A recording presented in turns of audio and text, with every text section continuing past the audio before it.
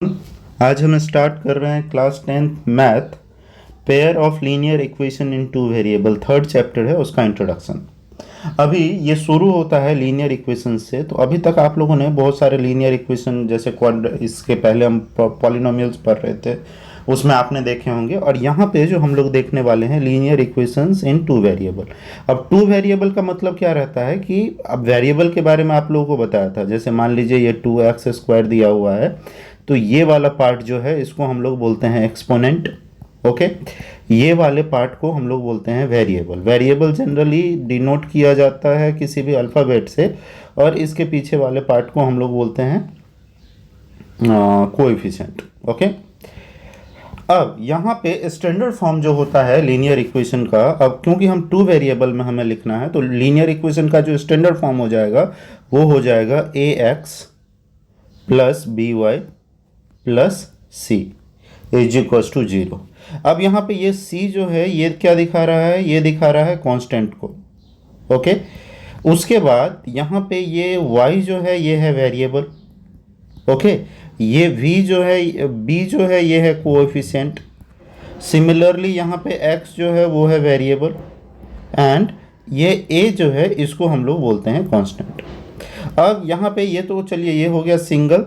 हमें करना क्या था, हमें करना था linear equation in two variable, मतलब। और उसके बाद मेजरली जो काम होगा अपना यहाँ पे वो होगा पेयर ऑफ लीनियर इक्वेशन में। तो पेयर ऑफ लीनियर इक्वेशन क्या, जो यहाँ पे हमने लिखा है ऐसे ही इसी स्टैंडर्ड फॉर्म का दो इक्वेशन हमें लिखना पड़ेगा। अगर हम सेम लिखते हैं तो प्रॉब्लम होगा, इसीलिए हम लोग करेंगे क्या, तो a1x plus b1y plus c1 is equal to 0।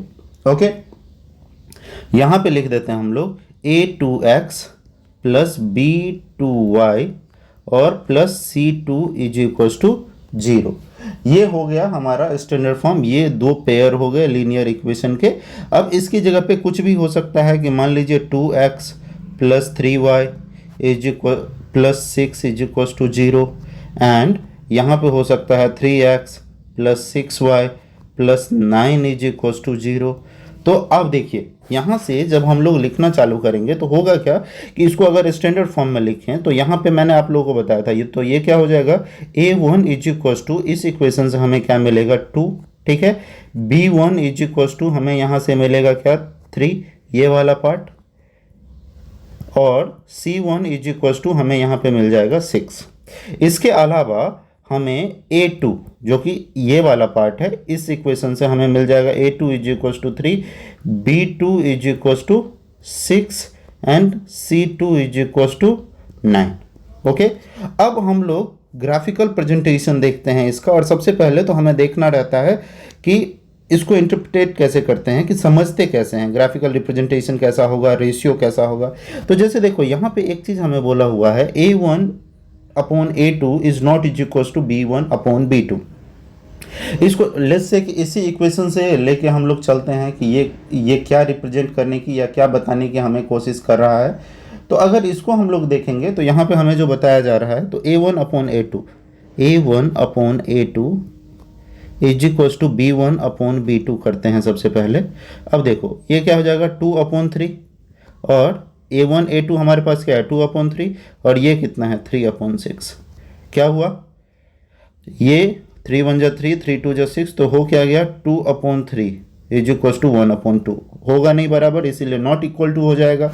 इस केस में जो सॉल्यूशन होंगे वो कैसे होंगे, वो होंगे इंटरसेक्टिंग। इंटरसेक्टिंग मतलब क्या, सबसे पहले ये देख लो कि ये होता है हमारा, ऐसा कुछ होता है कार्टेशियन प्लेन। ओके, यहाँ पे इसको हम लोग बोलते हैं एक्स एक्सिस, राइट, और इसको बोलते हैं ordinate, y ordinate. Okay, y ordinate.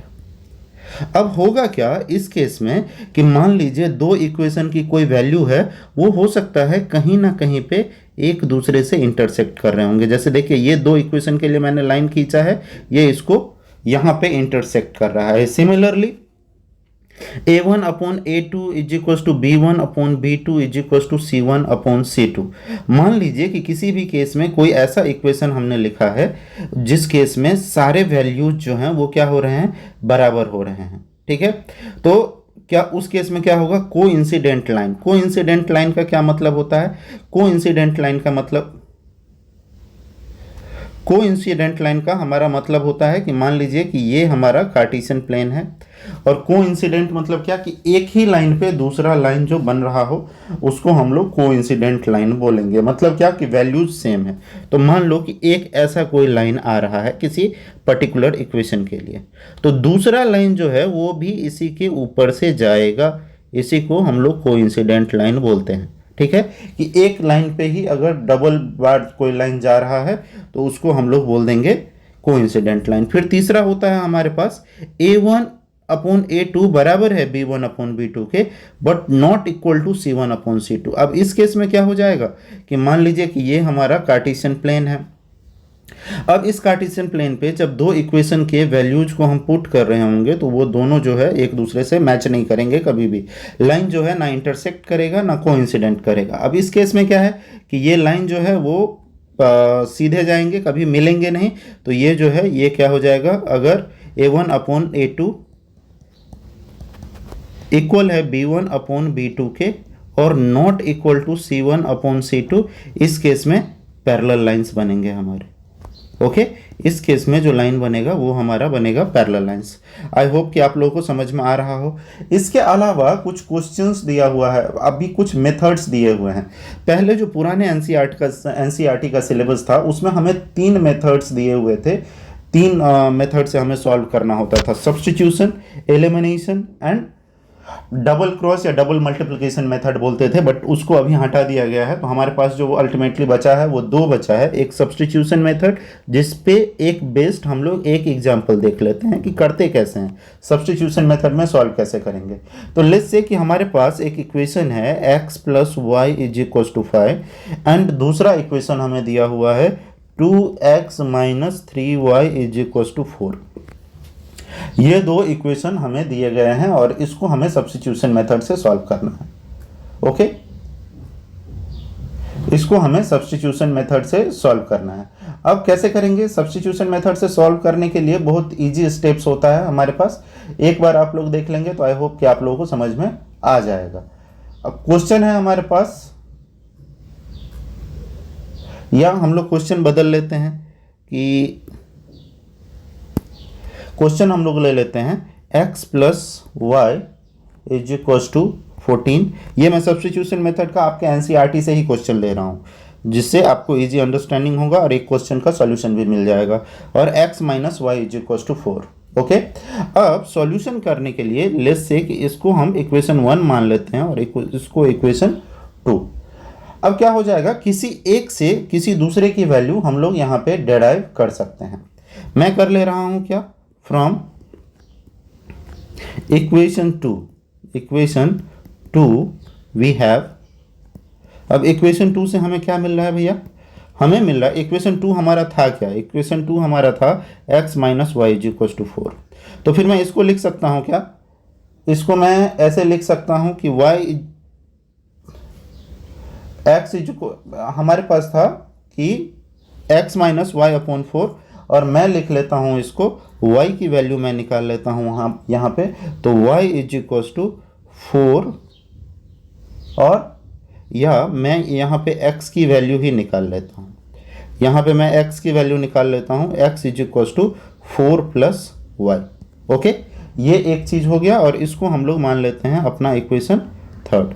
Okay, अब चलिए ये जो x की वैल्यू हम लोगों ने निकाली है इसको हम किसी भी इक्वेशन में पुट कर देते हैं। कि लेट्स से कि हम लोग x की वैल्यू इक्वेशन 1 में पुट कर रहे हैं, तो लिख दो पुटिंग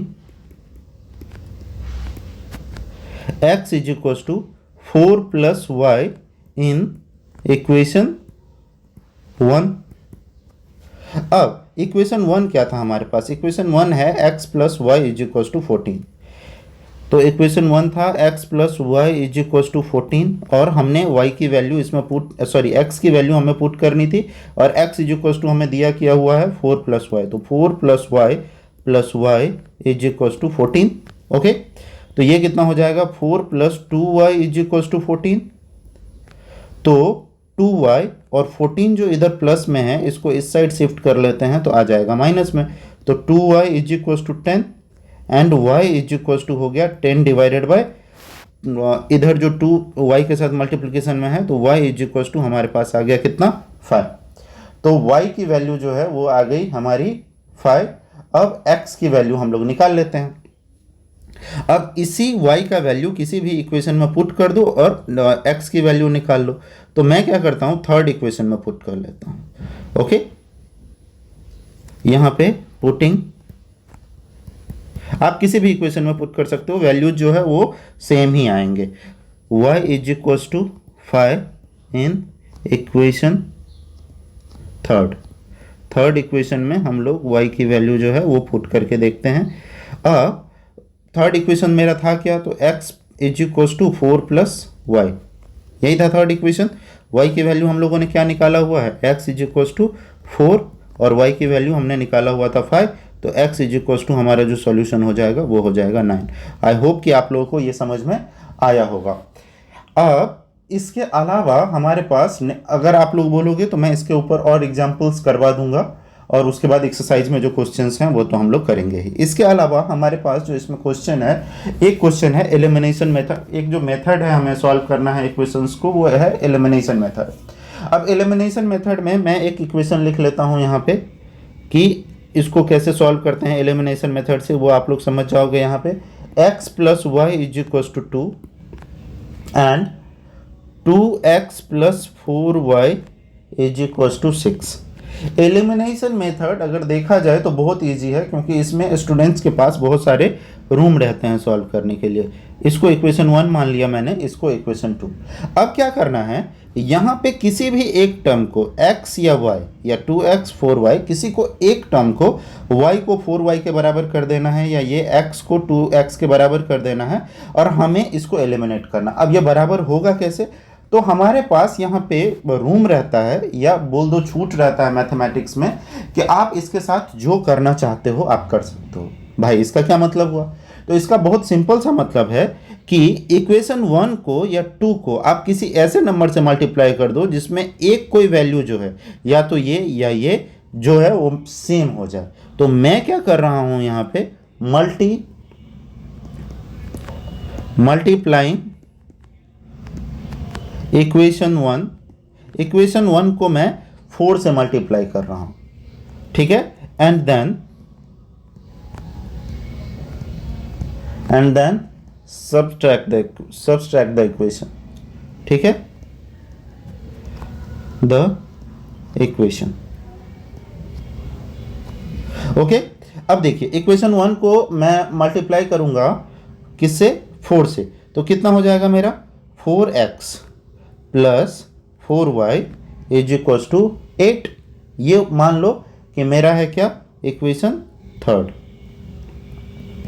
ओके, और ये जो इक्वेशन 2 था उसको हम एज इज लिख देते हैं, तो ये हो जाएगा हमारा 2x प्लस 4y और इज इक्वल टू 6। अब इसको फोर्थ का दर्जा हम लोग दे देते हैं, क्योंकि हम लोग सब्ट्रैक्ट कर रहे थे इसीलिए हर एक केस में साइन जो है वो बदल जाएगा। अब ये साइन बदला किसका, तो ये साइन 2x जो यहाँ पे है ना उसका बदला। तो 2x पहले पॉजिटिव था वो नेगेटिव हो गया, यहाँ पे 4y पहले पॉजिटिव था नेगेटिव हो गया, और 6 जो था पॉजिटिव था नेगेटिव हो गया। अब किसी का क्वेश्चन ये हो सकता है कि सर ये साइन बदला कैसे, तो ये हमारा मेथड है, ये रूल आप समझ सकते हो कि रूल है, आप सब्सट्रैक्शन में साइन को चेंज कर सकते हो। अब देखो ये 4x में से 2x से आएगा तो क्या बचेगा हमारे पास 2x, 4y में से 4y गया तो कुछ नहीं बचेगा, 4y खत्म हो गया, एलिमिनेट हो गया, और 8 में से 6 गया तो कितना बचा हमारे पास 2। अब x इज इक्वल टू हम लिख सकते हैं क्या कि 2/2, तो 2 से 2 कट गया तो हमारे पास x की वैल्यू कितनी आ गई 1। अब x का वैल्यू तो आ गया। अब अगेन यहाँ पे आ जाता है कौन, सब्स्टिट्यूशन मेथड, कि क्या करो आप x की वैल्यू किसी भी इक्वेशन में रख दो और उसका वैल्यू निकाल लो। Now put x is equal to 1 in equation 1। आप जिसमें रखना चाहो रख सकते हो, जैसा कि पहले भी मैंने बताया हुआ है। इक्वेशन 1 मेरा क्या था, x plus y is equal to 2, तो यहाँ पे क्या हो जाएगा 1 प्लस वाई, मतलब x की वैल्यू मैंने रख दी, x इज इक्वल टू 1 दिया हुआ था, तो 1 plus y is equal to 2।